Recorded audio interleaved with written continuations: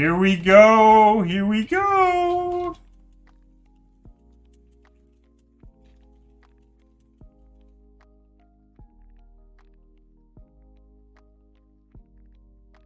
Do we have ourselves keepers for this next round? Orzhov is keeping, and so is it. And they are off.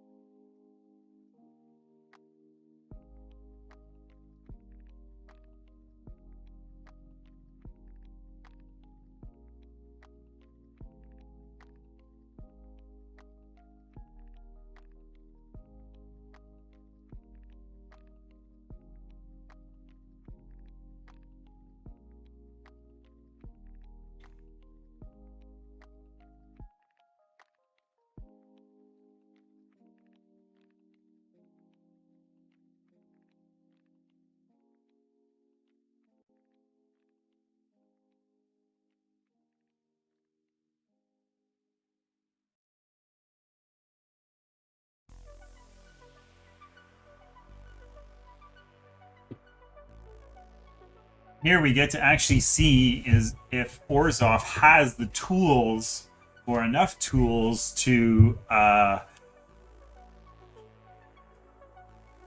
battle against Izzet. Or is Izzet too powerful?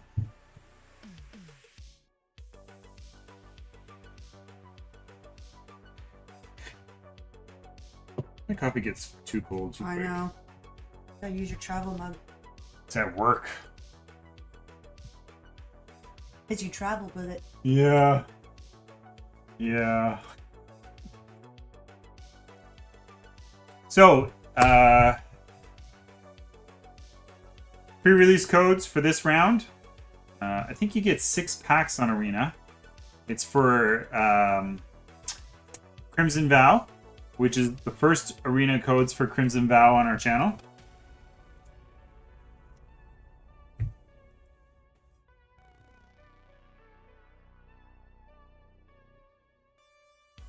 Ooh, let's do a poll. I'm all about these polls.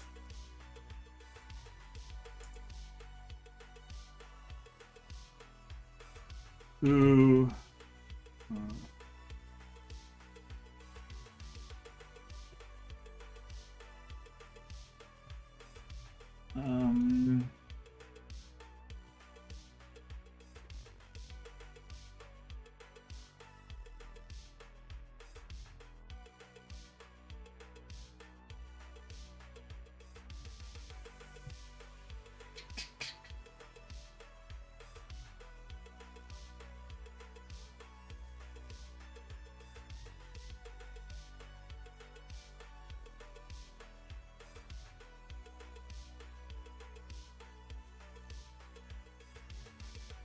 Just setting up a new poll. New poll.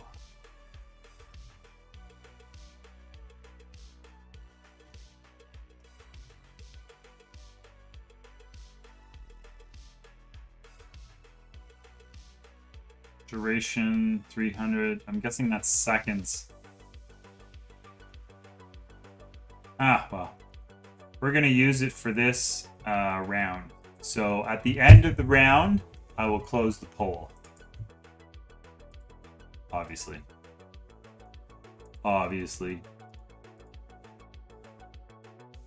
So some of the cards that I definitely see being very powerful in this matchup, Meathook Massacre can definitely end the game very quickly, and so can Blood on the Snow, in the sense of those two cards combined can wipe boards and gain life or bring their opponent's life down far enough to help them win the game. I think Edgar can be a very good card in this matchup, depending on the sequence of cards. Obviously, Vanishing Verse is my first pick as an all-star for this game. It hits every important card, Hullbreaker Horror, any dragon that is being played in the Is a Dragon list because they're all monocolored. Not that I think it's going to be cast on a bird, but they are still monocolored birds. The thing that I think is going to be the biggest difference is that if Izzet can just get enough mana and take enough turns to close out the game without letting Orzhov even have another shot, I think that's what the biggest problem is going to be.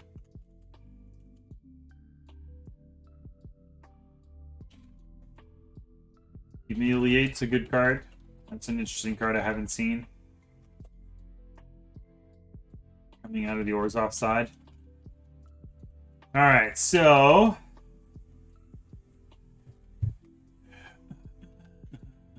Did my poll not start? Did my poll... Start poll, James! Sheesh. So bad. So bad. I still think Izzet is a more powerful deck. So my vote... So how do you pick? You put exclamation point vote and then you write Izzet or Orzhov in the chat.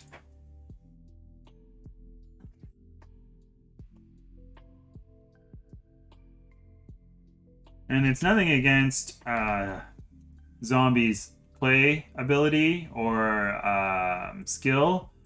I just feel that Izzet has more tools. So They only have 5 creatures. is it? Mm-hmm. It's the taking the turns and continuously attacking. Creatures win games. Yeah. Taking turns makes creatures. Only if you can bring them back. No, I mean all rounds Epiphany creates 1/1s. Oh my god, yeah.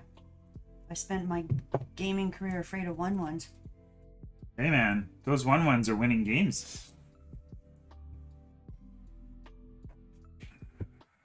All rounds Epiphany. What's he gonna bounce?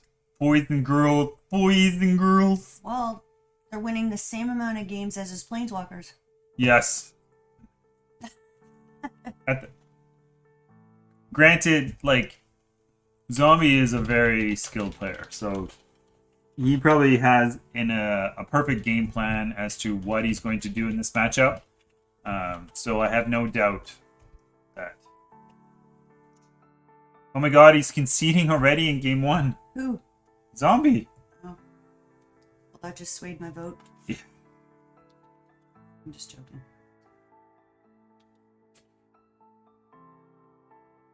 Orzhov. Be afraid of a planeswalker over not 1/1 any day. Go Blank is definitely going to come in. I think Go Blank is a very, very good card in this matchup. And of course, I'm saying that without even knowing. Yeah, he's got it. Fading Hope isn't as important in this matchup, I don't think. Burning House can be important, but yeah, Izzet is still broken. I totally agree with Zombie. Zombie Magic.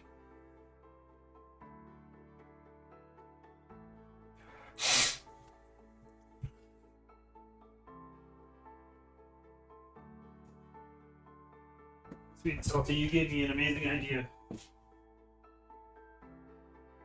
Woohoo.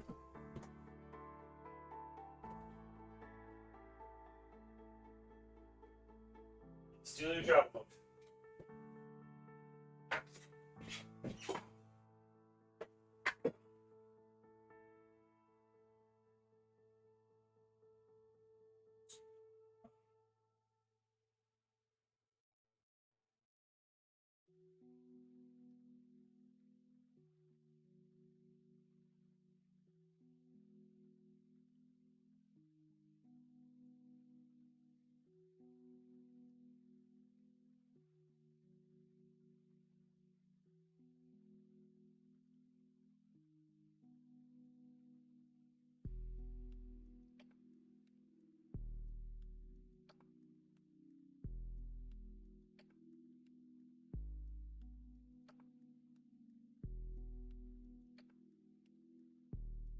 I'm just making a coffee in Sweet and Salty's amazing traveling mug she bought us.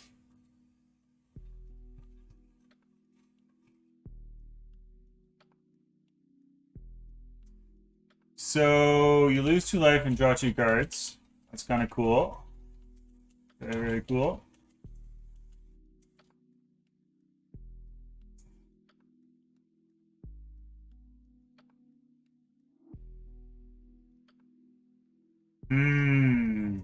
Cinderclasm here is going to be really good because it pretty much can wipe the whole board.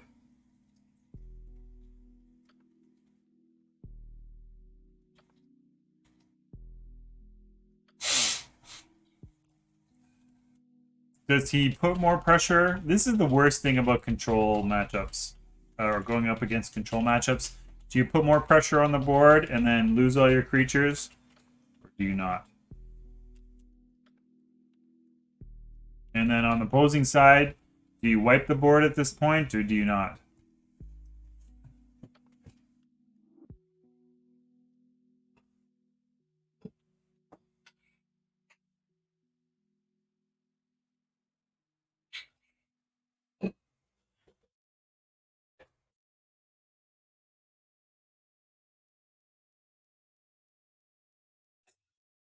I'm excited. Coffee in a traveling mug. It's gonna be hot. It's almost like you want an early massacre on the battlefield just so that every time your creatures die, you're still getting ahead in the life race.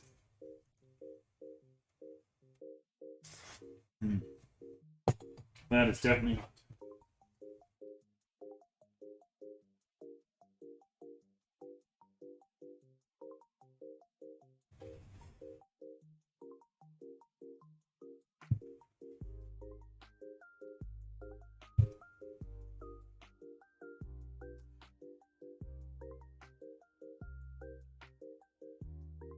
I see him going after his dual lands very aggressively.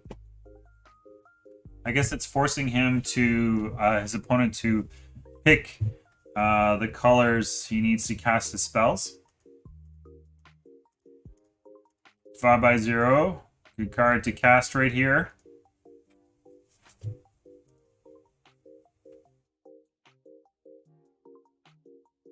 Is it's going to gain 2 life? And I would assume he's going for blue here, which is exactly what he did. It's going to foretell. Is Epiphany, which leaves up Fading Hope. Great card. Fading.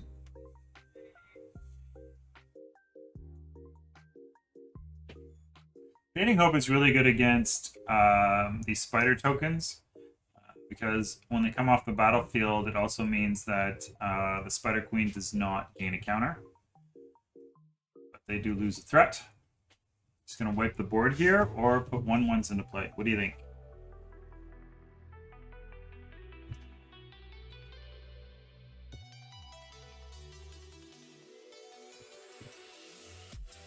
I think wiping the board is very good. Took care of the entire board and the Spider Queen.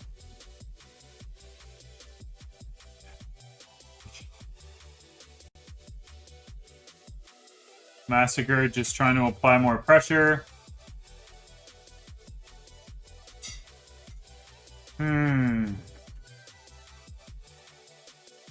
Does he export himself? Ooh. So he draws 2 cards, loses 2 life, and he can now make 1/1s at the beginning of his end step every turn. I mean, that's not horrible. But it's almost in the position where they like to be, where they've got enough mana to just continuously take turns and end the game from there. Here's first Epiphany.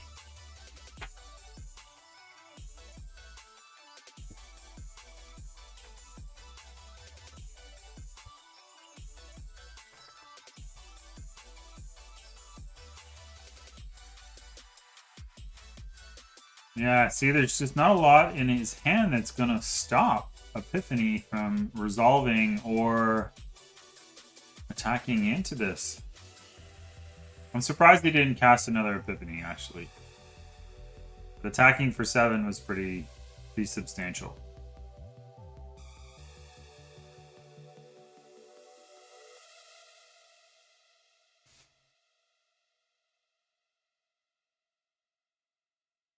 It's hard to say, eh? I mean, like, you need something to block flyers.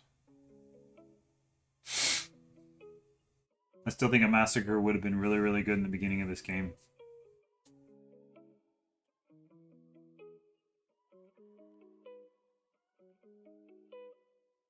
So now he has 2 blockers.